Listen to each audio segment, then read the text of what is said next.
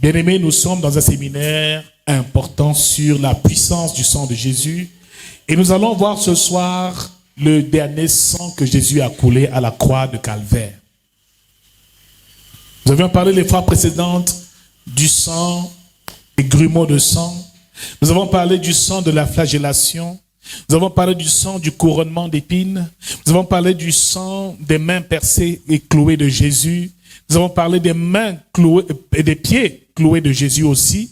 Et ce soir, nous allons parler d'un sang très important qui est même un des sangs les plus puissants qui nous emmène dans la résurrection. J'aimerais ce soir qu'on ouvre nos Bibles dans le livre de Jean, chapitre 19, à partir du verset 31. Nous allons lire du verset 31 jusqu'au verset 35. Nous allons lire au nom souverain de notre Seigneur Jésus-Christ. Alléluia. Amen. Jean 19, verset 31 au verset 35. Je lis au nom de Jésus. Amen. Dans la crainte que les corps ne restassent sur la croix pendant le sabbat, car c'était la préparation, et ce jour de sabbat était un grand jour. Les Juifs demandaient à Pilate qu'on rompît les jambes aux crucifiés et qu'on les enlevât. Les soldats vinrent donc, et ils rompirent les jambes au premier, puis à l'autre qui avait été crucifié avec lui. S'étant approchés de Jésus et le voyant déjà mort, ils ne lui rompirent pas les jambes. Mais un des soldats lui perça le côté avec une danse, et aussitôt il sortit du sang et de l'eau. Celui qui l'a vu en a rendu témoignage, et son témoignage est vrai, et il sait qu'il dit vrai, afin que vous croyiez aussi. Amen. Alléluia. Gloire à la parole de notre Dieu. Le thème de ce chapitre, le titre est « La mort de Jésus constatée ». Et nous avons compris déjà les dernières fois que Jésus-Christ a accompli beaucoup de choses sur le chemin de sa crucifixion et de sa mort. Bien-aimé, il est parti du jardin de Gethsémani où des grumeaux de sang ont coulé de sa sueur quand il était en agonie. Et il a traversé toutes ces étapes, la crucifixion, le percement de ses pieds, de ses mains, le couronnement d'épines. Par la suite, il se retrouve à la croix et la Bible nous fait comprendre ici qu'un acte terrible s'est produit. Bien-aimés dans le Seigneur, à la période où on crucifiait les Juifs ou les brigands juifs, la Bible nous fait comprendre ici que Jésus était sur la croix avec deux autres voleurs ou deux autres larrons, deux autres brigands. Et ils avaient pour coutume souvent de briser les pieds de ces voleurs-là afin que ces personnes meurent un peu plus vite. Parce que le lendemain, ils allaient célébrer la Pâque et ils ne voulaient pas que les gens passent et rencontrent et voient encore ces crucifiés sur les croix le jour de la Pâque. Il fallait donc qu'ils meurent au plus vite. Ainsi, la Bible nous fait comprendre que les soldats romains se sont approchés et ont frappé les pieds des deux autres soldats. Mais ces soldats-là, bien aimés dans le Seigneur, je ne sais pas s'ils étaient déjà morts ou pas, mais la Bible nous fait comprendre ici qu'ils ont brisé les pieds de ces deux soldats, mais les pieds de Jésus n'ont pas été touchés par ce marteau qui devait frapper les pieds des autres brigands. La Bible nous fait comprendre ici que Jésus était déjà mort au moment où les soldats romains se sont approchés. Et quand ils ont constaté que Jésus était mort, ce qu'ils ont fait, ce n'est pas de briser les pieds, mais c'est qu'ils ont transpercé le côté de Jésus avec une lance. Alléluia. Ils ont transpercé ses côtes avec une lance. Et la Bible déclare que de l'eau et du sang ont jailli de son côté. Ce qui veut dire qu'il n'y a pas de hasard dans les choses spirituelles. Jésus devait accomplir parfaitement son sacrifice et cet acte à la croix était un acte hautement prophétique. Dis avec moi, hautement prophétique. Parce que les jambes des autres brigands ont été brisées pour qu'ils meurent. Mais les jambes de Jésus n'ont pas été brisées. Rien n'a été brisé comme os. Aucun de ces os ne sera donc brisé tel que la prophétie nous l'avait dit dans le passé. Nous avait été dit dans le passé. Ainsi, son côté a été transpercé et de l'eau est sortie de son côté et du sang. Bien aimé, c'est la dernière fois que le sang de Jésus-Christ a coulé. Alléluia. Mais laissez-moi vous dire une chose, c'est que le cheminement de Jésus-Christ, depuis son arrestation jusqu'à la croix, est le cheminement que tout chrétien doit traverser. Alléluia. Un jour de ta vie, tu passeras à Gethsemane, où tu auras des grumeaux de sang, où tu seras en agonie. Un jour de ta vie, tu seras flagellé par les ennemis. Un jour de ta vie, quelqu'un va te mettre des couronnes, le diable te mettra des couronnes d'épines sur la tête pour humilier ta gloire. Un jour, ta barbe sera arrachée pour te faire honte. Bien-aimé, toutes ces étapes-là sont des étapes par lesquelles les chrétiens passent et tous ceux qui ont accepté de marcher sur le chemin de Jésus-Christ. La Bible déclare qu'il est le chemin, la vérité et la vie. Nul n'arrive au Père que par lui. Il est donc venu inaugurer un nouveau chemin, le chemin de la crucifixion. Et la Bible nous dit clairement, dans Galates chapitre 5, au verset 24, à partir du verset 24 jusqu'au verset 26, que ceux qui sont en Jésus-Christ ont crucifié la chair et toutes ses passions. Amen. Donc, bien-aimé dans le Seigneur, il a porté sa croix et est allé jusqu'au calvaire. Nous devons nous aussi apprendre à porter nos croix. Mais laissez-moi vous dire une chose très importante. C'est qu'à la croix, lorsqu'il a été crucifié, il est mort et c'est de la mort qu'il est parti. Il est passé par la mort pour atteindre la résurrection. On ne peut pas ressusciter sans passer par la mort. Dis-le à quelqu'un. Dis, il n'y a pas de résurrection sans la mort. Jésus devait mourir pour ressusciter. La résurrection ici, c'est l'entrée dans la gloire. Alors, j'aimerais ce soir que nous entrons tous à la dimension des chrétiens ressuscités. Mais pour ressusciter, il faut d'abord mourir. Amen.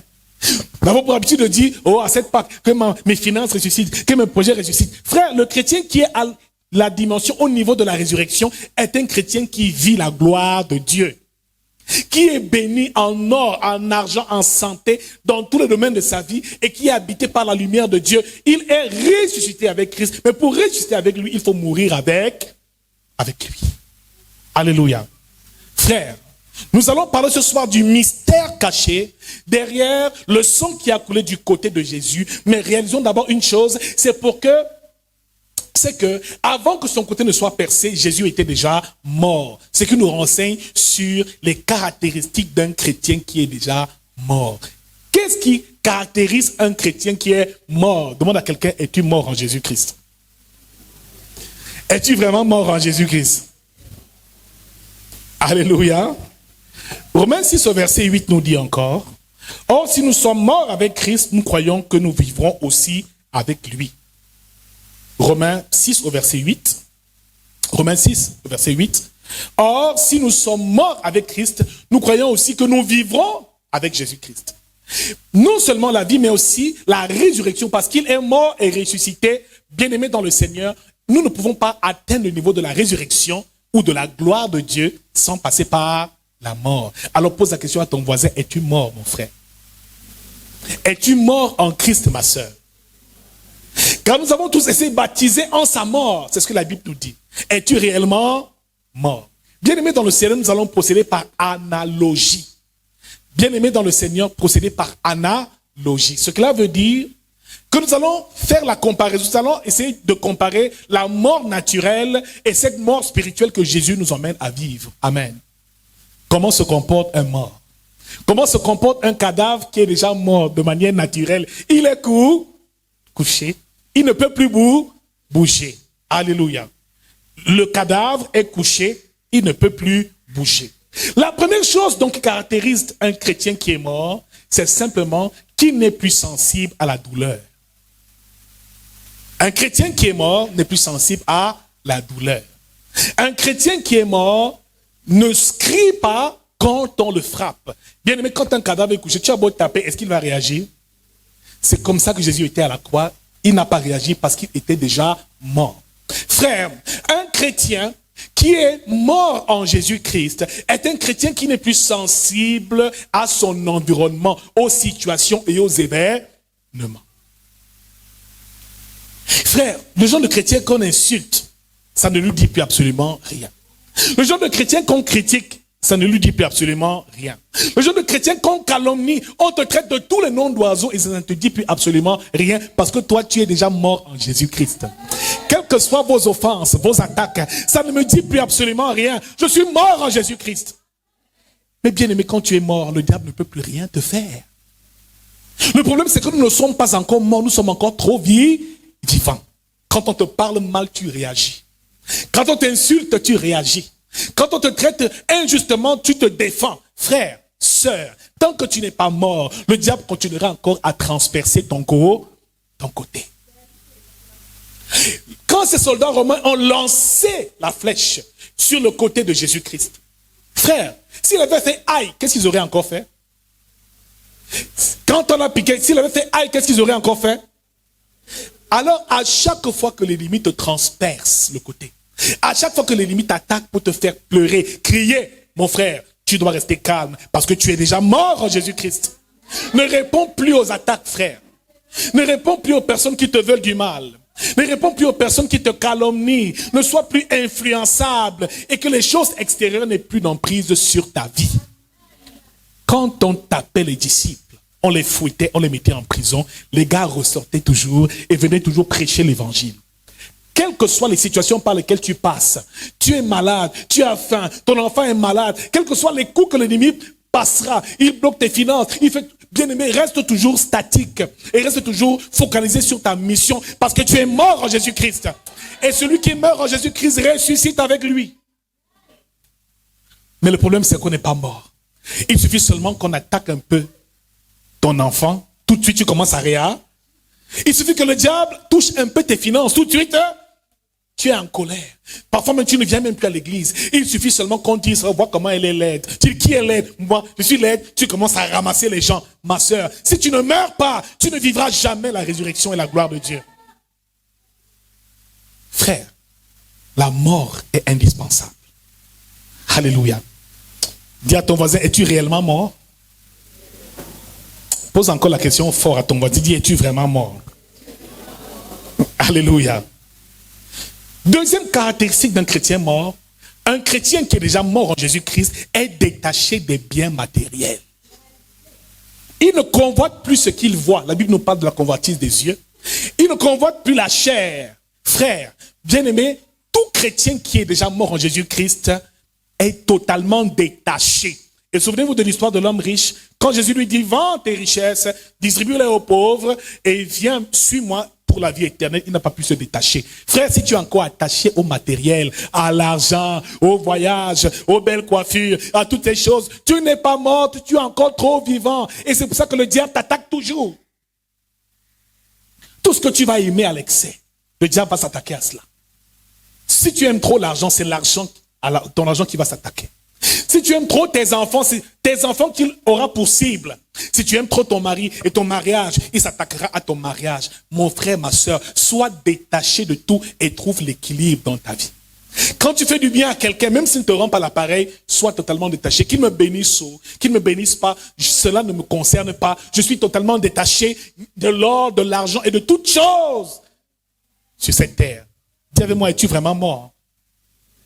C'est pour ça que nous avons des tribulations dans ce monde, parce que le diable continue à nous persécuter, à nous cribler de coups, à nous transpercer le côté comme il a fait pour Jésus, parce qu'en réalité, nous ne sommes pas morts. Ton argent, ta santé, tes finances, tes enfants, il faut donner à Dieu. On chante tous, oui, prends tout, Seigneur. Oui, prends tout, Seigneur.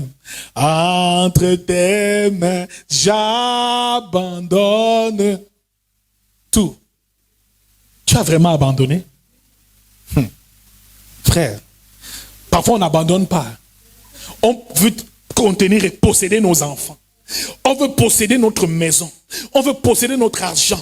On veut posséder notre mari. On a encore le cœur sur toutes ces choses. Et tant qu'on a encore ces choses entre nos mains, le diable va nous attaquer.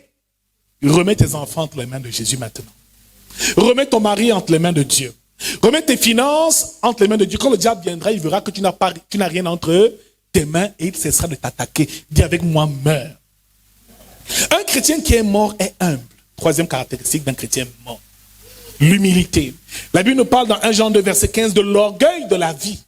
Bien-aimé dans le Seigneur, laisse-moi te dire, avant toutes ces choses-là, quand un cadavre est couché comme ça, présente-lui de l'or, de l'argent, est-ce qu'il va prendre?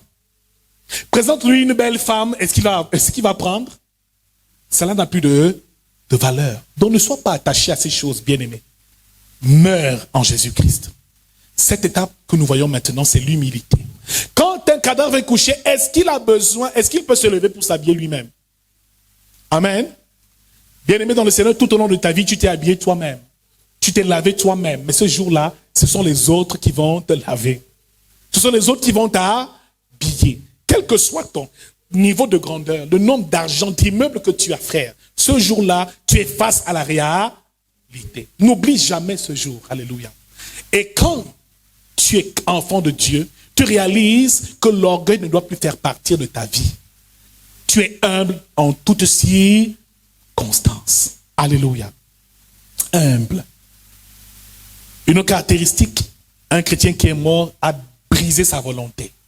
Il a abandonné, a brisé sa propre volonté. Celui qui veut me suivre doit renoncer à lui-même. Cela veut dire que tu t'es totalement plié à la volonté de Dieu. Ce n'est plus ma volonté qui se fait, mais c'est ta volonté. C'est si tu veux que ta volonté soit faite. C'est ça, un chrétien qui est déjà mort en Jésus-Christ. Il se soumet à la volonté de Dieu et non à la sienne. Une autre caractéristique d'un chrétien mort, tu ne notes pas, n'est-ce pas? C'est que le chrétien qui est déjà mort dégage une mauvaise odeur. Dis avec moi l'odeur de la mort. Dis l'odeur de la mort. Dis avec moi à quelqu'un, est-ce qu'un cadavre sent bon? Dis la vérité. Quand on te dit de passer l'après-midi dans une morgue et de manger à côté des cadavres, est-ce que l'odeur est formidable? C'est une bonne odeur. C'est un bon parfum. Amen.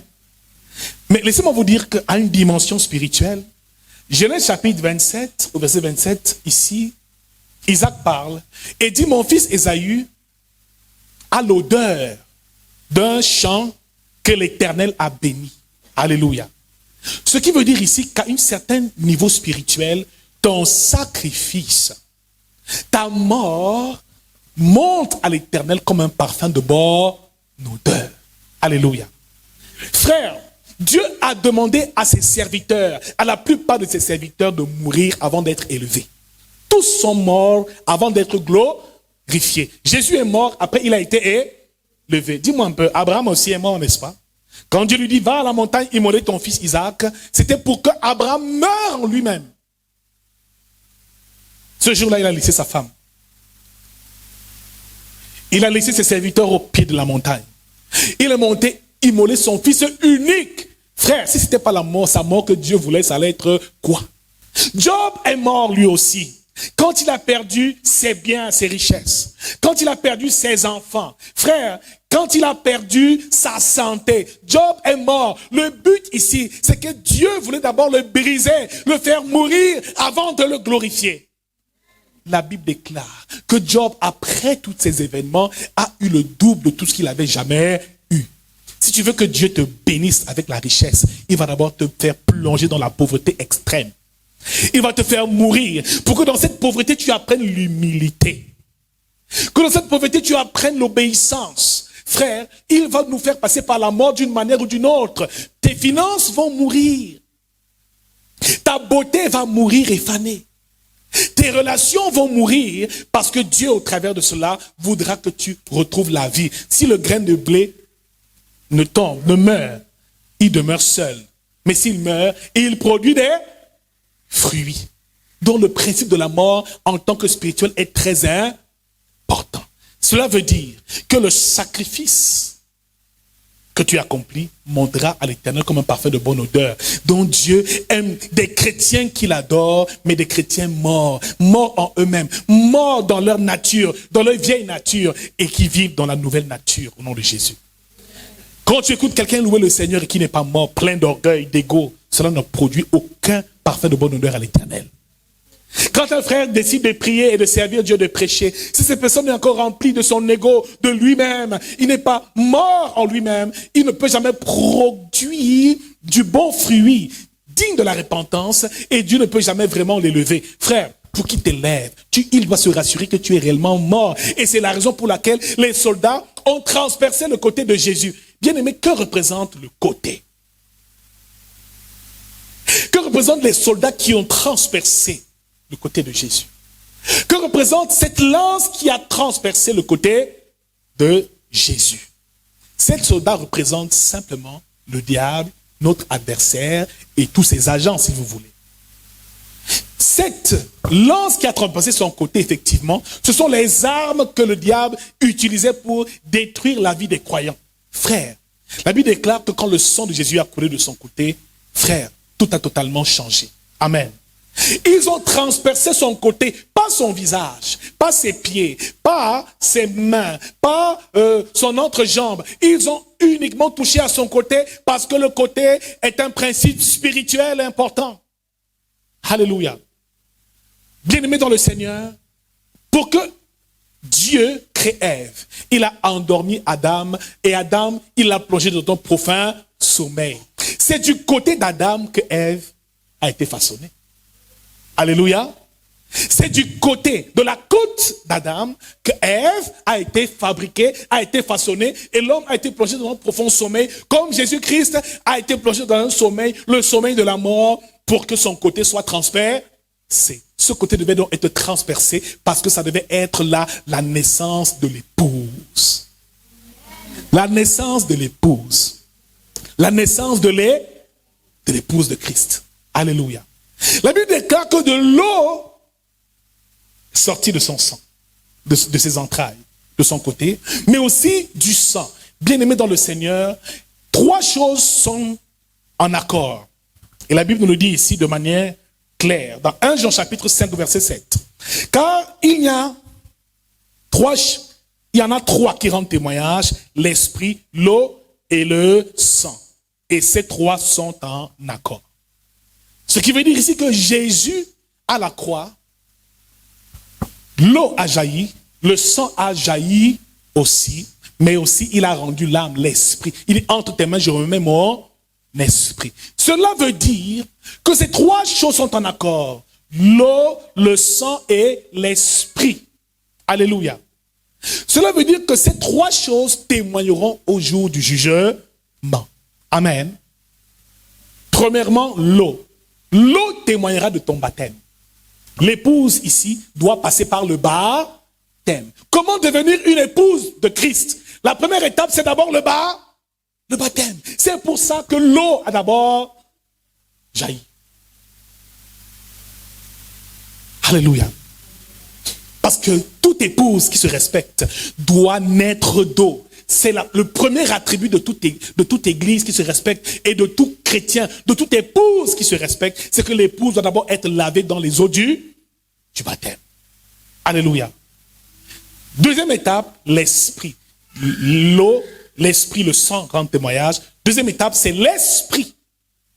Cela veut dire que l'épouse doit, en plus de recevoir le baptême d'eau, être baptisée dans l'esprit. Recevoir le baptême du Saint-Esprit, dont le Saint-Esprit rendra témoignage devant le Père de ta marche. Et dit, marchez selon l'Esprit et vous n'accomplirez pas les désirs de la chair.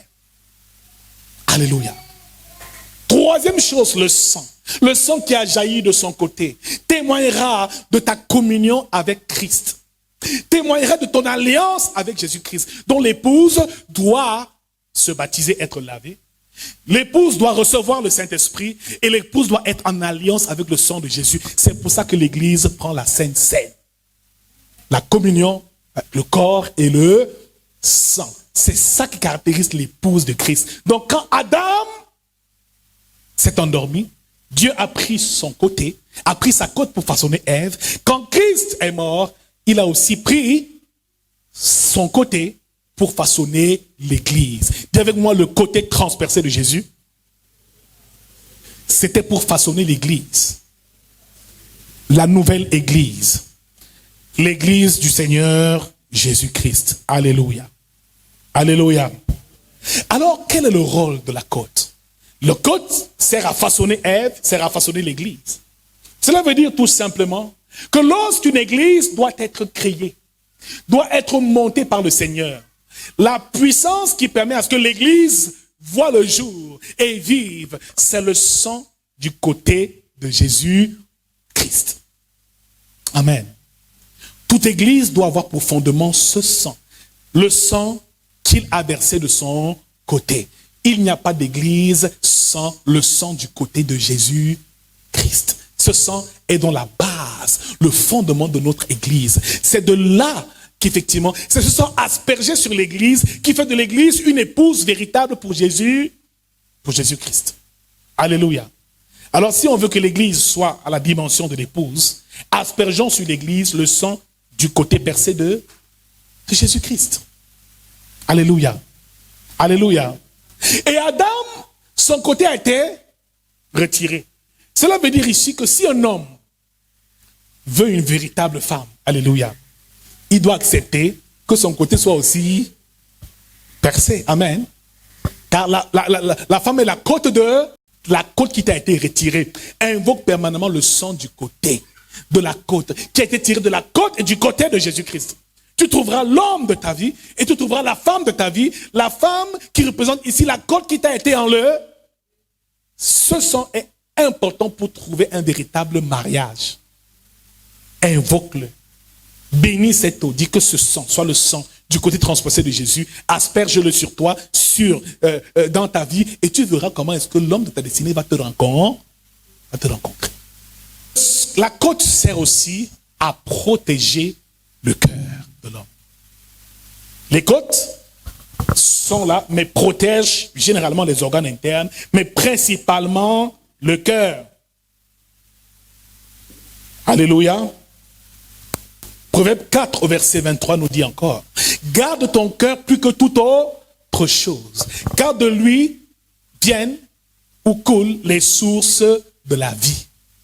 Si tu as un cœur malade par les épreuves, les émotions difficiles, les événements difficiles, si tu as trop souffert, la seule chose qui peut apaiser ton cœur, c'est le sang du côté transpercé de Jésus. Le sang qui a coulé de ce côté-là, parce que la guérison de l'âme est importante. Beaucoup de personnes et de chrétiens sont blessés dans leur âme et ne le savent même pas.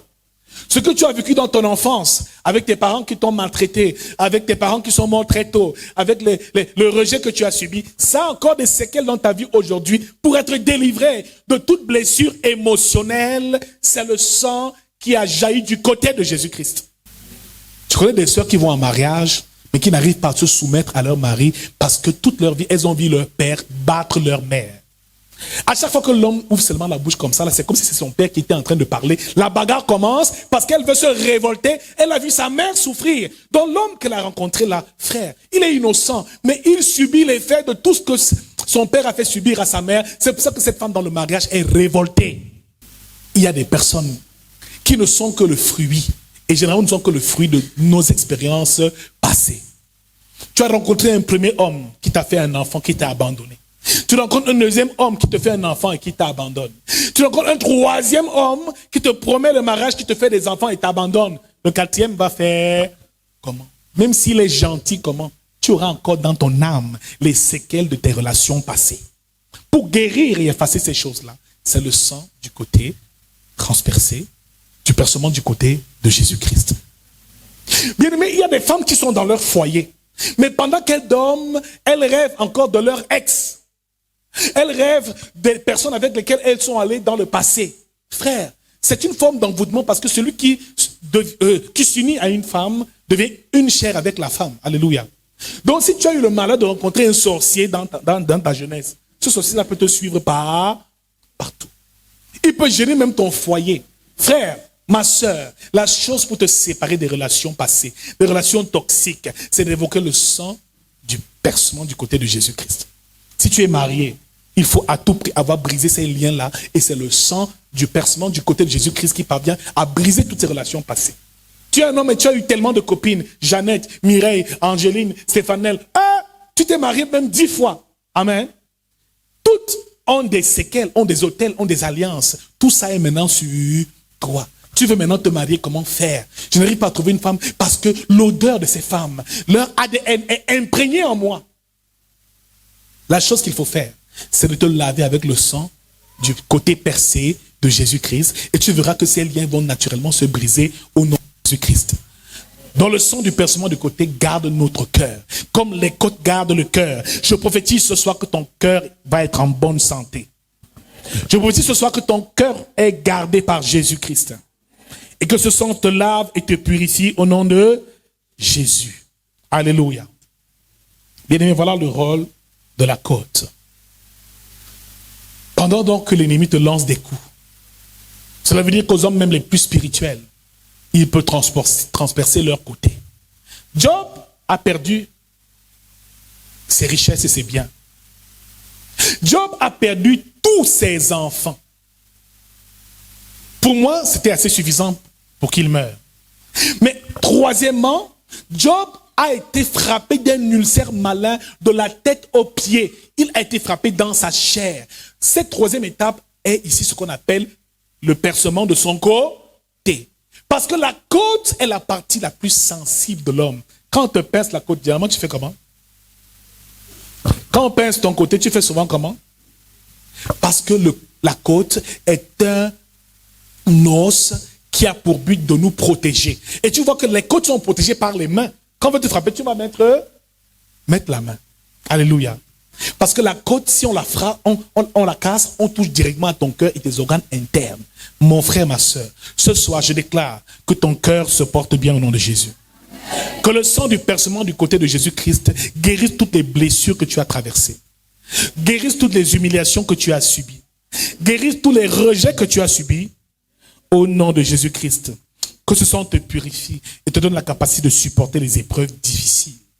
Alléluia. Les épreuves difficiles.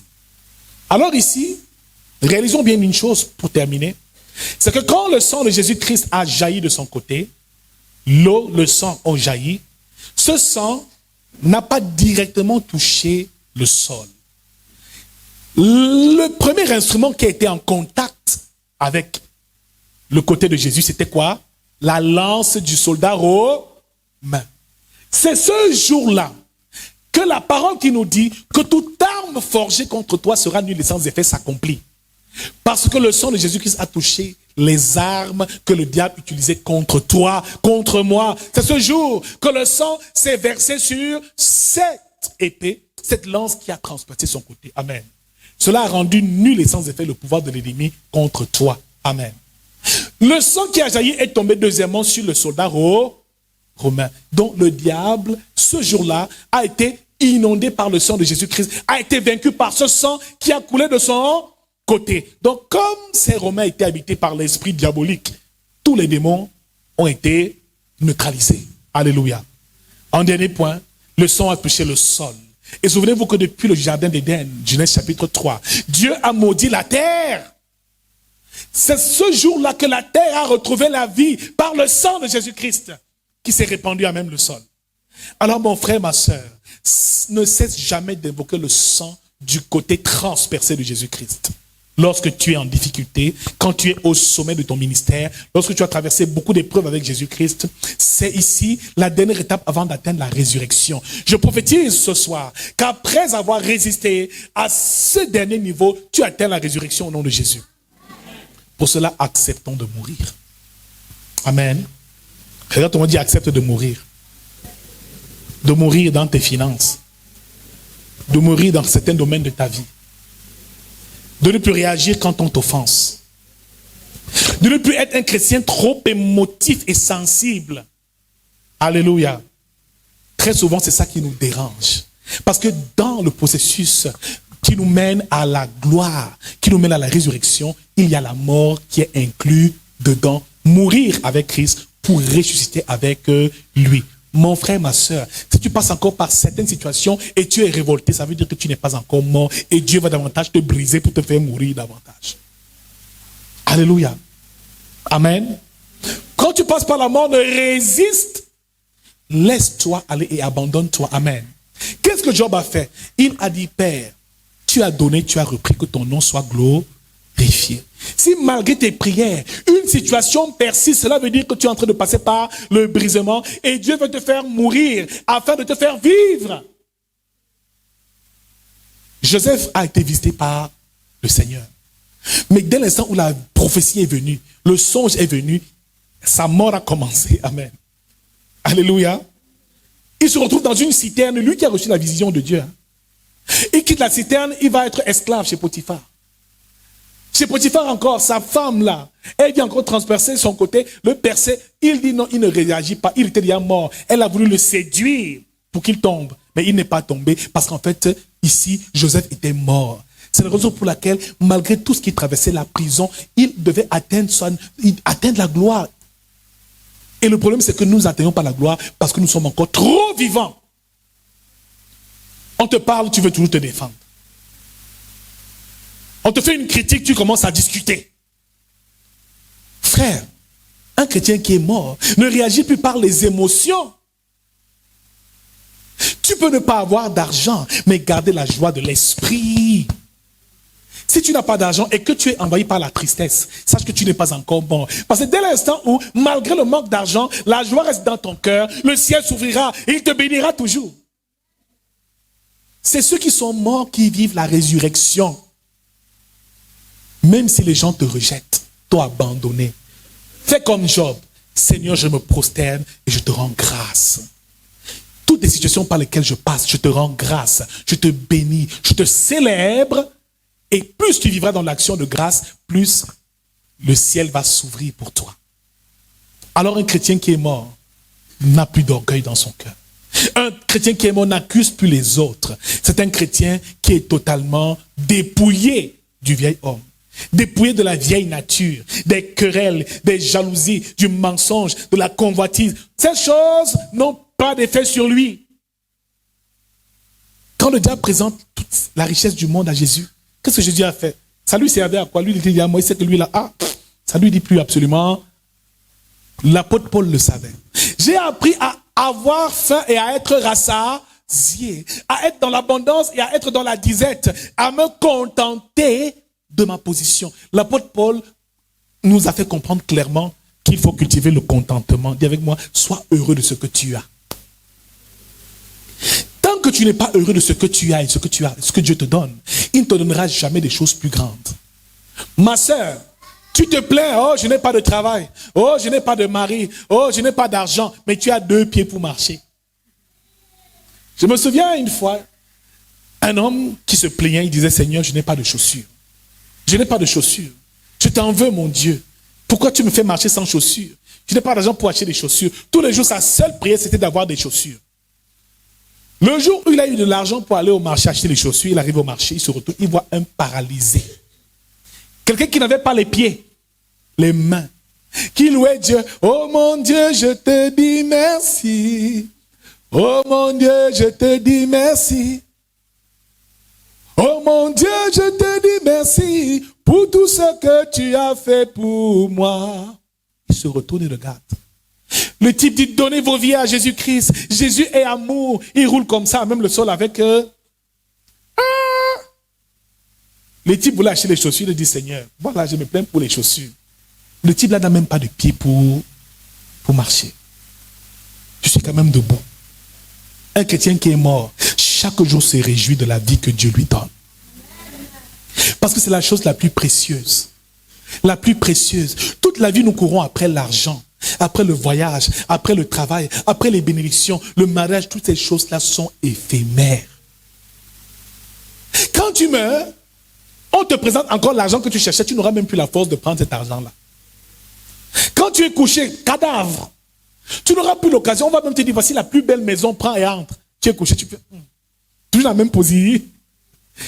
Toujours la même position. On t'annonce même que tu as gagné au loto 100 millions de dollars. Pardon mon frère, réveille. Comment le cadavre va faire? Le cadavre fait comment à ce moment? Il va dire, waouh, super. Il va se lever. Alléluia. Amen.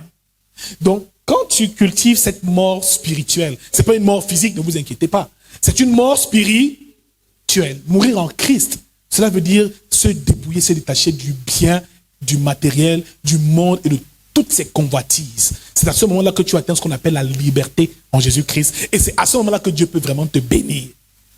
Tant que les chaussures, les voitures, l'argent, toutes ces choses ont encore de l'influence sur toi, de l'importance sur toi, tant que le monde corrompt encore ton âme, tu n'es pas encore prête à la glorification, à la résurrection. Mais ma prière ce soir, c'est que tu te dépouilles de toutes ces choses et que tu reçoives la gloire de la résurrection.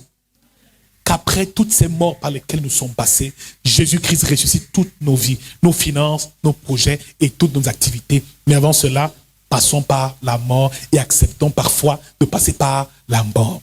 Qui a été béni ce soir par ce message? Alléluia. Le chrétien, dès que tu n'as pas d'argent, tu commences à courir partout, à chercher partout.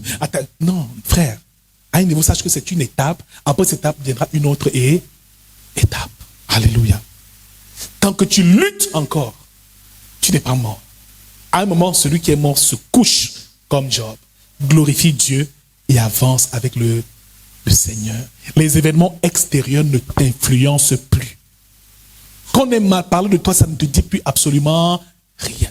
Tu es focalisé seulement sur Christ, seulement sur Christ, seulement sur l'œuvre de Dieu. Il dit chercher premièrement le royaume et la justice de Dieu, et toutes ces choses seront données par-dessus. C'est ce que cela veut dire en réalité. Ton désir doit être de servir Dieu, de venir à l'église, de faire l'œuvre de Dieu, de t'occuper des pauvres, des démunis, de prier pour les frères, de faire l'œuvre de Dieu. Plus tu vas le faire, plus les richesses vont te suivre. Un chrétien qui est mort ne court pas après la richesse, c'est la richesse qui court après lui. Sers ton Dieu et l'argent va te suivre. Moi, je ne cours pas après les richesses. Non. Je sais seulement mon Dieu. Il dit, cherchez premièrement le royaume et la justice de Dieu. Est-ce que tu le cherches? Quand on dit de venir à l'enseignement le mercredi, tu n'es jamais là. Quand on dit de venir faire le ménage à l'église, tu n'es jamais là. Quand on dit viens, allons faire l'évangélisation, tu n'es jamais là. Quand on dit allons intercéder pour les malades, tu n'es jamais là. Mais tu veux les richesses, tu veux l'abondance. Ce que tu dois rechercher, c'est d'améliorer ta relation avec Dieu et surtout c'est de le servir. Plus tu vas le servir, de manière désintéressée, faire son œuvre, plus tu verras que l'argent va commencer à te suivre. Le mari va commencer à te suivre. Les projets vont commencer à te suivre. Tu n'auras pas d'effort. Sers ton Dieu et il pourra, il dit, le lendemain aura soin de lui-même. Et chaque jour suffit sa peine.